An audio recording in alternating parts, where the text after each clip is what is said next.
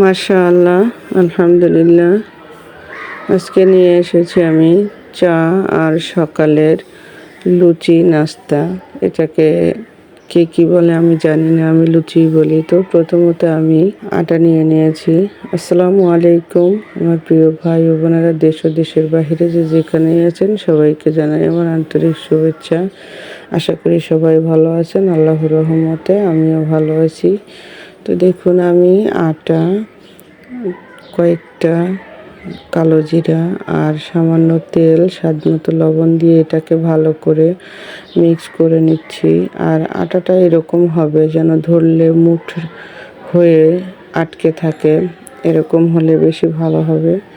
তো এরকম হয়ে আসছে, আমি এখন পানি দিয়ে কাইটাকে হাতের সাহায্যে বানিয়ে নিলাম। মাশাআল্লাহ, এরকম হয়েছে। কিছুক্ষণ সময় আমি এটাকে ঢেকে রেখে দেবো। রেখে দিলে এটা সুন্দর সফট হয়ে যাবে। আর আমি লুচিগুলো ভেজে নেব চা দিয়ে খাওয়ার জন্য। তো আল্লাহর রহমতে আমি এখন এটাকে ঢেকে রেখে দিয়েছি। আর আমি যেহেতু একা ভিডিও করি, এই জন্য আমি আগে এগুলা করে নিচ্ছি। হাত দিয়ে বেলে দেখাতে পারলাম না। এটাকে আমি বেলে নিয়ে আমি এখন একটি ছুরির সাহায্যে কেটে নিচ্ছি। আর সবচেয়ে বড় কথা হচ্ছে, আপনারা দেখলেই বুঝতে পারবেন যে কালো জিরাগুলো সুন্দর দেখা যাচ্ছে। এবার যে আমার ভিডিওটি যদি একটু কোনো অংশ ভালো লেগে থাকে, অবশ্যই আমার চ্যানেলটিকে সাবস্ক্রাইব করবেন, লাইক কমেন্ট শেয়ার করবেন, পাশে থাকা বেল আইকনটি বাজিয়ে দিবেন।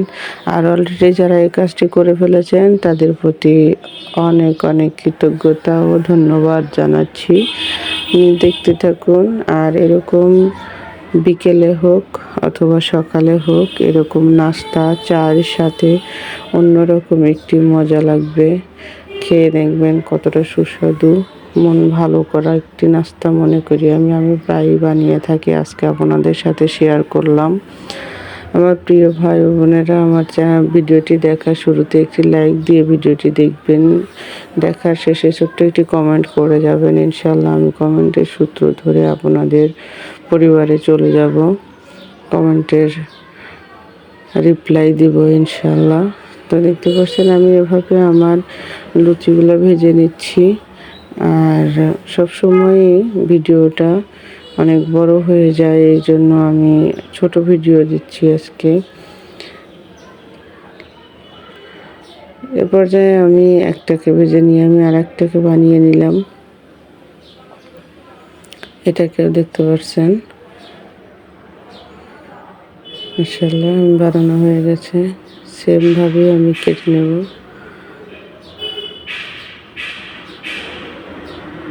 আর এভাবে কালো জিরাটা দিলে ঘ্রাণটা আরও বেশি সুন্দর লাগে, মজাদার হয়, সুস্বাদু হয়। খেয়ে দেখবেন। দোকানের নাস্তা অতি সহজে খাওয়া হয় না, বাসাতেই তৈরি করে খাই। তো এই জন্য আমি প্রায় এগুলো করে থাকি। এগুলো কে কে পছন্দ করেন কমেন্টে লিখে যাবেন। আর কে না পছন্দ করেন না এরকম জিনিস, অবশ্য তেলের জিনিসটা খুব কম খাওয়াই ভালো। কন্টিনিউ না খেলেও মাঝে মধ্যে খুব ভালো লাগে। তো মাশাআল্লাহ, দেখুন আমার নাস্তাটা রেডি হয়ে গেছে। চাটাও বানিয়ে নিয়েছি। আর চাটা যেহেতু কম খাই, এই জন্য অল্প করে নিয়েছি। এবার আমার ভিডিওটি যদি ভালো লেগে থাকে, অবশ্যই আমাকে সাপোর্ট করবেন। সবাই ভালো থাকবেন, সুস্থ থাকবেন। আল্লাহ হাফেজ।